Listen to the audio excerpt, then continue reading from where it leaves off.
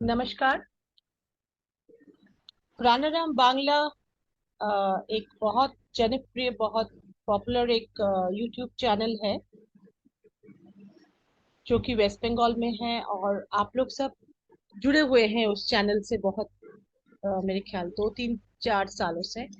और ये चैनल बहुत अच्छा काम कर रही है, खास करके ठाकुर महास्वामी जी के भाव प्रचार में। और भारत के आध्यात्मिक धार्मिक हर क्षेत्र, ऐसे क्षेत्र में, ज्ञानवर्धक क्षेत्र में बहुत बहुत अच्छा काम कर रही है। उसी का एक सिस्टर कंसर्न है, उसी का एक दूसरा चैनल है प्राणाराम हिंदी।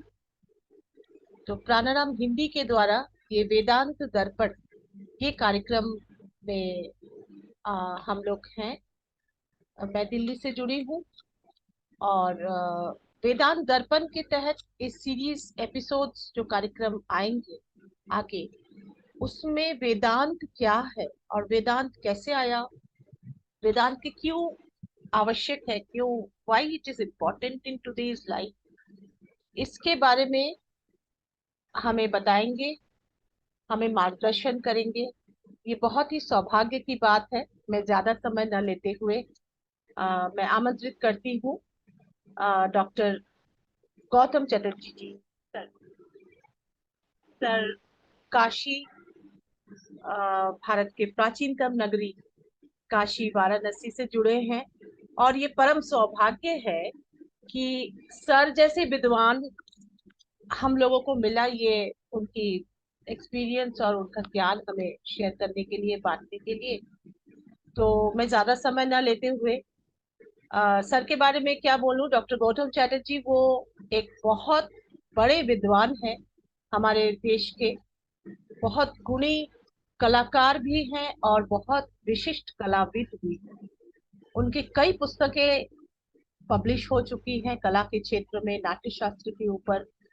अभी अगर बोलने जाएंगे तो शायद ये मीटिंग ही समाप्त हो जाएगा कि उन्होंने कितने कार्य किए। और उन्होंने फिल्म्स भी बनाए हैं इसके ऊपर, और चर्चाएं बहुत जगह जाते आते रहते हैं, टॉक्स देते हैं। और बहुत संस्थाओं, बहुत बड़े बड़े संस्थाओं के साथ जुड़े हुए हैं, काम किए। तो आज हमें मार्गदर्शन करेंगे। एक सर से सुनते हैं वेदांत क्या है, सर। ये प्रश्न जितना आसान लगता है संघमित्रा जी, उसका उत्तर उतना आसान नहीं है।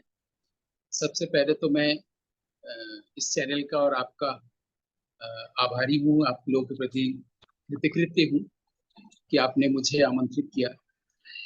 अ, वेदांत क्या है, इसका एक वाक्य में उत्तर यही हो सकता है कि वेदांत जीवन है और इसके बाद कोई बात नहीं हो सकती। लेकिन मुझे लगता है कि जो नया प्रजन्म है, जो नई पीढ़ी है, उसके लिए थोड़ा सा ये जानना जरूरी है। तो इंट्रोडक्टरी तो नहीं, लेकिन हम उन्हें रीओरिएंट कर सकते हैं कि वेदांत शब्द वो सुनते हैं, लेकिन वेदांत शब्द का जो शब्दार्थ है, जो भावार्थ है और जो निहितार्थ है, उसको थोड़ा सा जानना चाहिए। जैसे एक शब्द हम लोग जब वेदांत सुनते हैं तो लगता है कि वेद का अंत, जी। और इसका इसका ये मतलब भी है वेद का अंत। तो अगर वेद का अंत है तो फिर हम लोग क्यों इस पर बात करें, है ना। जी। तो वेद का दूसरा नाम है ज्ञान। वो ज्ञान जो भारतीय ऋषियों को, भारतीय आर्य ऋषियों को के सामने वो उद्घाटित हुआ, जो ज्ञान, तो जो प्रकाश, और उसी को वेद कहा गया। तो फिर अगर ज्ञान ही हमारे जीवन में प्रयोज्य है तो उसके अंत का क्या मतलब है। वेद है तो फिर वेदांत क्यों, है ना। ये कोई भी 20 साल का लड़का या 25 साल का लड़का पूछ ही सकता है। तो उसके लिए यही उत्तर है जो कि हम लोगों ने भारतीय मनीषा, भारतीय विद्यावांग में, भारतीय ऋषि मुनियों से सुना है। उसी की ओर से ये कह सकते हैं कि ये जो ज्ञान हम लोग जिसको समझते हैं बाहर से अर्जित ज्ञान, जी। वो ज्ञान धीरे धीरे हमारे मन का हिस्सा होता है, हमारे अंतःकरण का हिस्सा हो जाता है। जी। और जो मन है, वहां पर ईर्ष्या है, इच्छा है, लोभ है, भय है, तो उसी का हिस्सा हो जाता है। और हमें लगता है कि हम ये जान गए कि वेद क्या है, वेदांत क्या है। तो जब समझते हैं और जानते हैं तो मन का हिस्सा हो जाता है और हमारा अहंकार और बढ़ जाता है, जी क्योंकि हम तो ये लेके आए हैं, मन को लेके आए हैं, बुद्धि को लेके आए हैं, अहंकार को लेके आए हैं। फिर इसी अंतःकरण या मन को शुद्ध करना होता है ज्ञान के जरिए, तभी तो अज्ञान हटेगा। जी तो वो अज्ञान ही बढ़ जाता है, अज्ञान में ही जुड़ जाता है। इसलिए उस अज्ञान से हम कैसे मुक्त हों, और जो एक्चुअल ज्ञान है जो हमारे भीतर पहले से है, जी उसका प्रकाश कैसे उद्घाटित हो, इसके लिए जरूरी होता है कि जो ज्ञान हमारे अहंकार का हिस्सा हो चुका है उसका अंत हम लोग करें, जी जी है बिल्कुल ना। तो इसके लिए हमारे यहाँ एक शिव सूत्र है, वो कहता है कि ज्ञानम बंध, ज्ञान जो हमें बांधता है। तो हम लोग को लगता है कि वेद या ज्ञान बांधेगा कैसे। दरअसल उस ज्ञान की बात हो रही है जो हमारे अहंकार का हिस्सा हो चुका है ओके ना। तो हम उसको दुनिया को पढ़ाने जाते हैं, बताने जाते हैं, और साधक लोग भी ये भूल जाते हैं थोड़ी देर के लिए कि Vedanta is to be realised, not to be taught. ये किसी को पढ़ाया सिखाया नहीं जा सकता है, इसको रियलाइज किया जा सकता है। बिल्कुल और जब हम रियलाइज करते हैं तो उसकी जो ल्यूमिनोसिटी है, उसका जो ल्यूमिनस रेडिएशन है, वो अपने आप को पूरे कॉस्मोस में जाता है। हाँ जैसे काशी की बात करें, यहाँ इतने साधक हुए हैं, उन्होंने इतनी तपस्या की है कि उसका वाइब्रेशन ही पूरे वर्ल्ड को यहाँ खींचता है। बिल्कुल और लोगों को काशी आना बहुत अच्छा लगता है, यहाँ से नहीं लौटना अच्छा नहीं लगता। उनको लगता है हम काशी में ही रहे, लेकिन जी वो बता नहीं पाते कि इम्पीरिकली तो उन्हें कुछ दिखता नहीं है ऐसा क्यों आ रहे हैं, बस जी उनको अच्छा लगता है। तो एक्चुअली वो साधकों, तपस्वियों और ऋषियों मुनियों की जो साधना हुई है, रियलाइजेशन हुए हैं, वो वाइब्रेशन खींचता है। तो उसी तरह से ये जो अर्जित ज्ञान है वो हमें बांधता है, इसलिए कहा गया है कि इस ज्ञान से हमें मुक्त होना चाहिए, इस ज्ञान का अंत होना चाहिए, इसलिए नाम दिया गया वेदांत। जी उसका मतलब ये नहीं कि हम वेद का अंत कर रहे हैं। दूसरा ये है कि वेद जब रिवील हुआ था भारतीय ऋषियों के सामने, तो वो इतना कठिन था एक इम्पीरिकल माइंड के लिए, क्योंकि वो तो ट्रांसेंड करके आया था। ट्रांसेंडेंटल कॉन्शियसनेस को हम लोग इंटेलेक्चुअल प्लेन पे लाके लोगों के सामने ले गए थे। तो जी सब लोग उस ट्रांसेंडेंटल प्लेन पर है नहीं। जी तो ट्रांसेंडेंटल प्लेन के ट्रुथ को इमानेंट प्लेन पर या इंपिरिकल प्लेन पर लाने के लिए, माने परा की चीज को प्रकृति स्तर पर लाने के लिए हाँ उसको एक बौद्धिक रूप दिया गया। फिर भी जी कठिन हुआ। जी तो उसको तीन भागों से देखा गया, एक ब्राह्मण, एक हाँ आरण्यक, एक उपनिषद, जी है ना। तो जी जब उपनिषद का पोर्शन आया उसको वेदांत कहा गया। इस तरह से वेदांत क्या है प्रश्न का उत्तर हमने इस तरह से दिया। पहले तो शब्दार्थ, जी जी फिर भावार्थ, और फिर जी निहितार्थ, इसका जो सजेस्टेड मीनिंग है। हम लोग उपनिषद को ही वेदांत कहते हैं। और जी वही स्वामी जी जैसे लोगों ने, स्वामी विवेकानंद, स्वामी अवेदानंद, इन लोगों ने हम लोग को जो सिखाया है, हम लोग को सिर्फ उसे ही रियलाइज करना चाहिए, फिर उसे अगली पीढ़ी को हस्तांतरित करना चाहिए। बिल्कुल सर बहुत यही है। सुंदर। जी सर। सर आगे के एपिसोड्स में आ, हम बताते रहेंगे इसकी और भी जानकारियां देते रहेंगे कि आज तो सिर्फ व्हाट इज वेदांता। वेदांत जो 6 फिलोसफीज हैं सर, सांख्य, ऐसे जो 6 फिलोसफीज है सिक्स उसमें जो systems of Indian philosophy. Yes sir, तो वो जो पिलर्स है 6 फिलोसफी अर्थात 6 दर्शन, 6 जो दर्शन है हमारे भारतवर्ष की, उनमें से and Vedanta is called the highest of the philosophies. जबकि उसको उन छह दर्शन में से उपनिषद है नहीं। जी वो एक फिलोसॉफिकल साइड है, एक उसका रिचुअल साइड है। जैसे वेद में एक मंत्र है और एक जी ब्राह्मण है, यानी कि उसका कर्म कांड, रिचुअल्स, जी है ना। जैसे जी आगम फिलोसॉफी है, वो रिचुअल से तंत्र है। वैसे ही जी सांख्य उसका फिलोसॉफिकल साइड है, योग उसका रिचुअल साइड है। रिचुअल्स ऐसे करके हमारे यहाँ बना। जैसे मीमांसा भी आया, उसमें मीमांसा। उपनिषद नहीं है छह सिक्स सिस्टम्स में से। जी मीमांसा और मंत्र दोनों का एटिमोलॉजिकल रूट एक ही है, एक ही जगह से दोनों आए हैं। जी पर इन सब चीजों को अगर पढ़ना है तो हम लोग जो अ, बौद्धिक रूप से इन सब चीजों को समझना चाहते हैं, उनको ये प्रस्तावित कर सकते हैं कि श्री अनिर्वाण एक बहुत बड़े साधक हुए, ऋषि हुए हैं। उन्होंने बांग्ला में वेद मीमांसा करके कई खंडों में ग्रंथ लिखा है। उसका अंग्रेजी अनुवाद भी हो रहा है, उन्हें पढ़ना चाहिए। लेकिन जब आज के एपिसोड में हम लोग ये बात कर रहे हैं जी कि वेदांत क्या है, तो मुझे लगता है कि उसके शब्दार्थ और निहितार्थ पर तो हम लोगों ने बात की।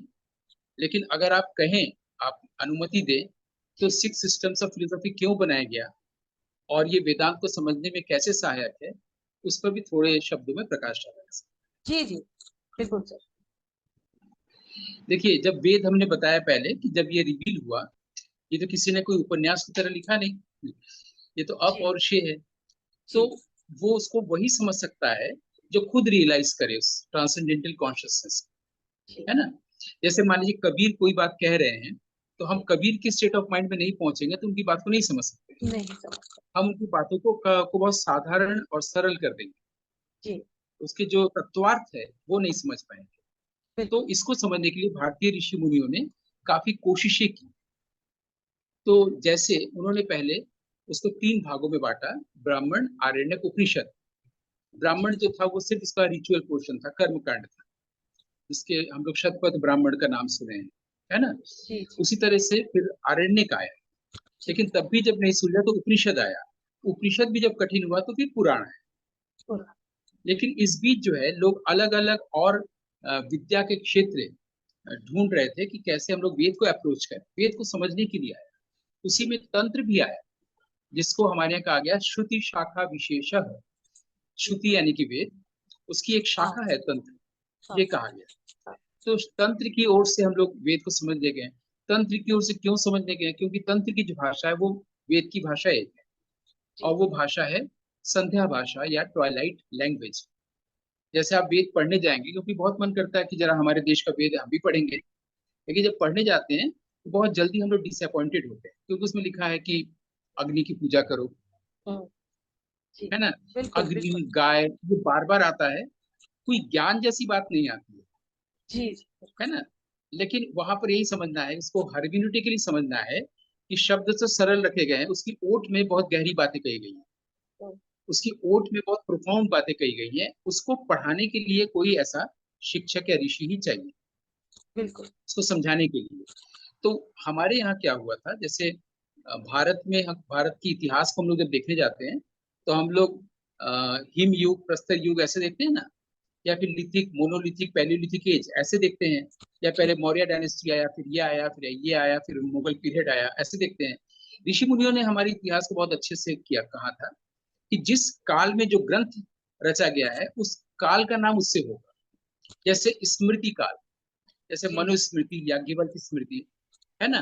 जैसे शिक्षा काल, नारदीय शिक्षा, याज्ञवल्क्य शिक्षा, जी इस तरह से हिस्ट्री को उन लोगों ने श्रेणीबद्ध किया था। जी तो वेद को समझने के लिए उन्होंने कोई व्यक्ति नहीं लाया कि पढ़ाएगा, उन्होंने इस ढंग से ऐसे नॉलेज के डिसिप्लिन बनाए, और वो नॉलेज के जो डिसिप्लिन बनाए उसको फिर विदेशी स्कॉलर से नाम दिया six systems of Indian philosophy.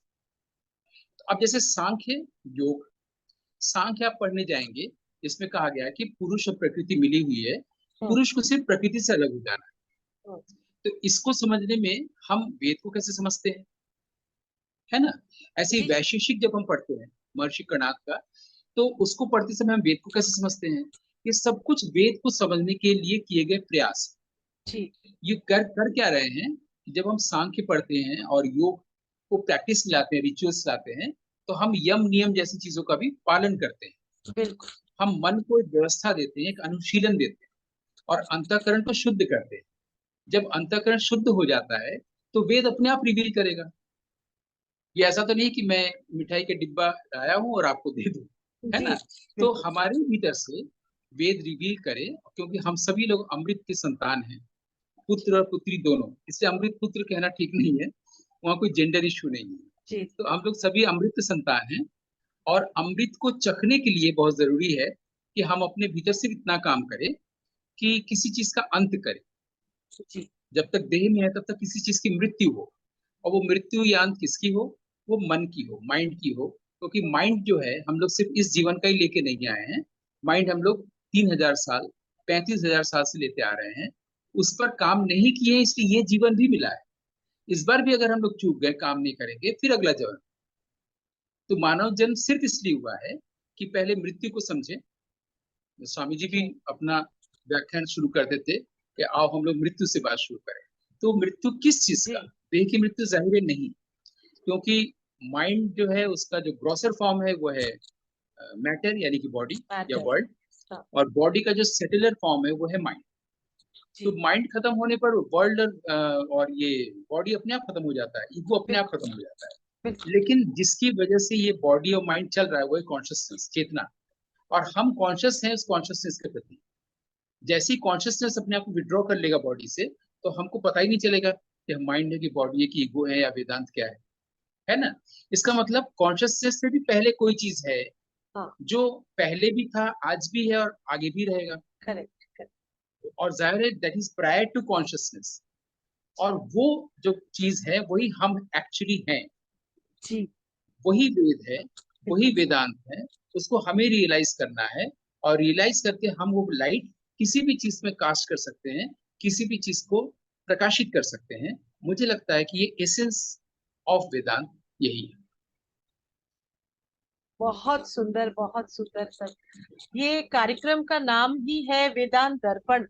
और जैसे कि बहुत दर्पण अच्छा। में, जी सर, तो ये जैसे दर्पण होता है और दर्पण में मनुष्य, हम सब अपने आप को देख पाते हैं। तो आज जो आपका जो ये व्याख्यान था सर, एक्सप्लेनेशन था, ये जस्ट एक वेदांत का दर्पण ही, जैसे आपने इतने क्लियर शब्दों में, इतने इलेबोरेट वे, और वो भी एक ढांचे में, एक स्ट्रक्चर में आपने इतना अच्छा समझाया। Thank you so much sir, कोई शब्द नहीं है कहने को।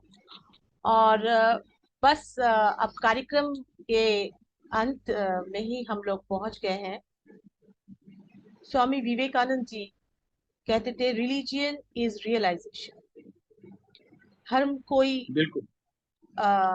ऐसे नहीं है कि हम ये पहन लें, ये बोल दें, या वो सीख लें, या उतना चल लें, या उतना जप कर लें, या उतना घंटा या फूल चढ़ा लें, या मंत्र बल बोले, या कुछ भी बोले। Religion is actually realisation, and Vedanta is also realisation.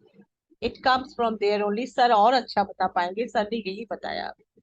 और स्वामी जी ने बोला था, आत्मानं मोक्षार्थ जगत हिताय च। अर्थात जो आत्मा की मोक्ष है वो जगत के हित के लिए। It's not only body, it's not only mind, and it's not only consciousness also, it's beyond something that. तो ये वेदांत दर्पण के द्वारा हम लोग कोशिश करेंगे कि ऐसे ही हमें मिला है एक सर समय दिए हैं। ये बहुत परम सौभाग्य है प्राणायाम हिंदी चैनल के लिए भी, और आप सभी के लिए। बहुत बहुत धन्यवाद सर। आभार। नमस्कार। नमस्कार।